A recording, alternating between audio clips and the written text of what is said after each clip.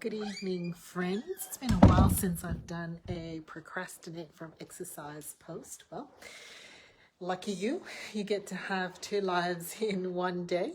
As I procrastinate doing my exercise, I'm in my gear, ready to go. I've even got like the towel laid out and everything. It's like, why don't I just do a Facebook Live instead? I've been a little anxious today because I knew that I was going to have a telephone interview today for someone who's interviewing me for a podcast. And while I get great opportunities to speak about, the stuff that I talk about, burnout and mental health, this is probably one of the rare times someone's really interested in talking to me as a business owner. And I was quite nervous about it the whole day.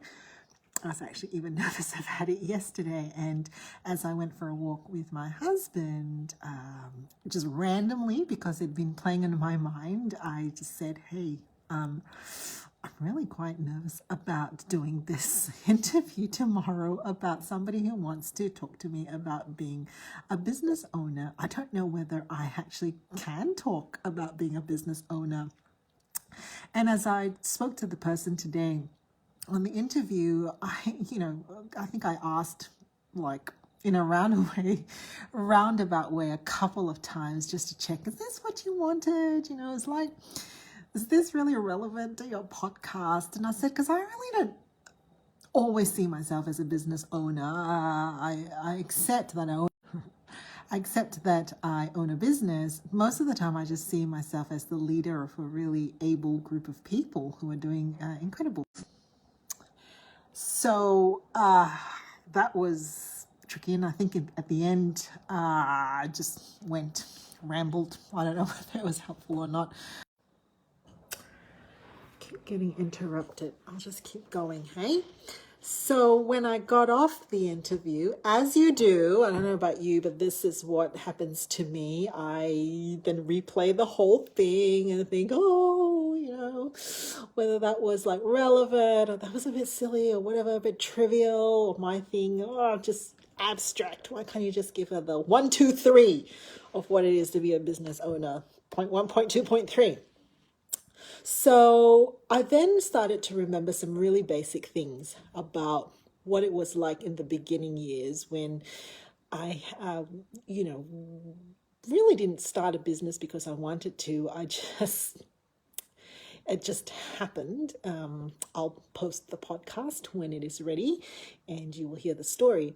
Now, the other thing that happened today, don't laugh, but I actually went on LinkedIn and updated my LinkedIn profile. We now have two entities, the Center for Effective Living and the Center for Effective Serving. And only today did I decide that this is now a legitimate entity. It's ridiculous. It's got its ABN. It's a registered business name. It has its own bank account. It not yet has its own website. It does have its own Facebook page. Like in the world of business, that's like the same to giving birth to a child. Okay, it's got a name. It's got a registration number. It's blah blah blah blah blah blah. And I've been sitting on this and I jumped onto LinkedIn and I said, okay, Valerie, it's time to put it up there. Center for Effective Serving, which dovetails actually with, it used to be that I would be doing a lot of the seminars, training and webinars, and my team at Effective Living are starting to branch into Effective Serving, which is our training hub. And they're launching a few programs and webinars. And so it's about time that we started talking about it as an entity of its own. And so I went into LinkedIn. I really didn't know what would happen. And I updated it, director for Center for Effective Living, director for Center Effective Serving, and then left it and came back. And then there's like this stack of messages, people congratulating me for my new job. Oh my goodness. So embarrassed was I. I hadn't realized that it came up as a post that says I have a new job, but I guess I do. I do. And it reminds me a lot of the kind of a level of imposter syndrome that you can have, where these titles and labels that we give ourselves, because when you are self-employed and when you own your own business, you give yourself the your own title. Nobody gives you a nice contract and a letter of offer and says, here, let me print you some business cards and this is your title and you can go and tell everybody. You pretty much come up with your own title. And then if you're anything like me, you have this kind of level of doubt, which is that okay? Is that fine? Here's what I want to say. This is like another level of having your sense of self and your identity over-invested in titles and jobs and what you do. The end of my interview today, I basically talked about two things that are really important to me. Know your why and know who you are becoming. Knowing your why helps you to figure out what is important, why you do what you do. Okay, like there's trillions. Is that a word? It is now. Trillions of podcasts, and even on my lives, that I will talk about. You need to know why you do what you do. But more importantly, this is the second thing that is becoming more crystallized for me. It's who you are becoming. Beyond the title, beyond the description, beyond the job, who are you becoming? And when you look upon yourself, in 15 years, when you look back, who do you want to see? Do you want to see someone that was consumed with worry, that's consistently, continuously freaking out with what people say about you, that can't move an inch or a centimeter or a millimeter because you're worried that, people are going to come on board and say, how dare you? Who are you to think this, or who are you to do this? Do you want to look back and see someone who was just consumed with greed, consumed with pride, consumed with exhaustion? A shriveled, prune comes to my mind. Do you like prunes? Ugh, I used to have to eat them when we had plumbing issues. For me, it's now more and more, it's who you are becoming. So in the moment to moments when I might feel, or when you might feel like, okay, I'm making a tough decision, the decision has to be made.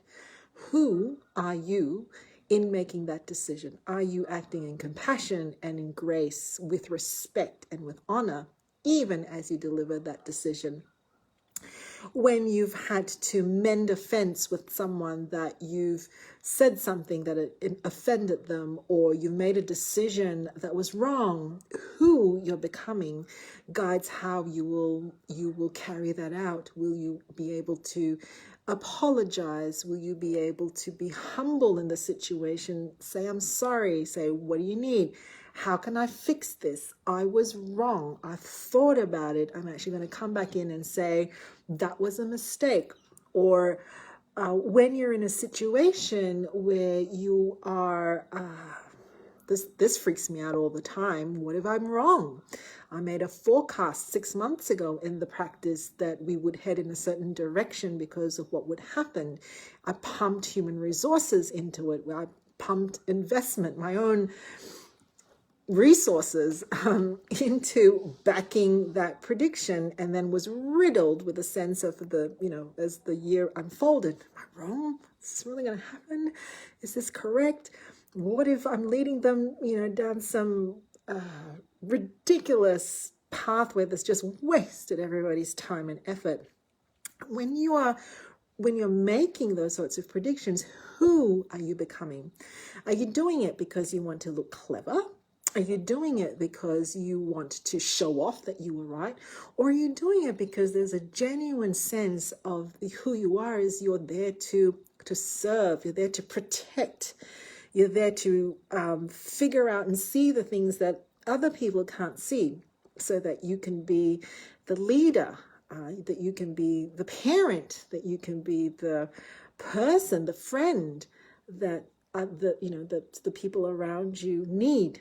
So it's also about who you're becoming. And I think the more we figure that out, these two questions, in particular, that second one, well, then these thoughts of, am I being a fake? Am I being an imposter? Who am I? Am I doing the right thing? All of that, they kind of fade behind, because a person of character on a worthwhile, meaningful mission is someone that or someone and something we can all aspire to, no matter what it looks like, right?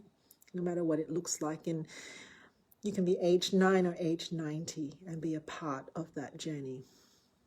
Well, it's time for me to go and actually exercise. I'll catch you later.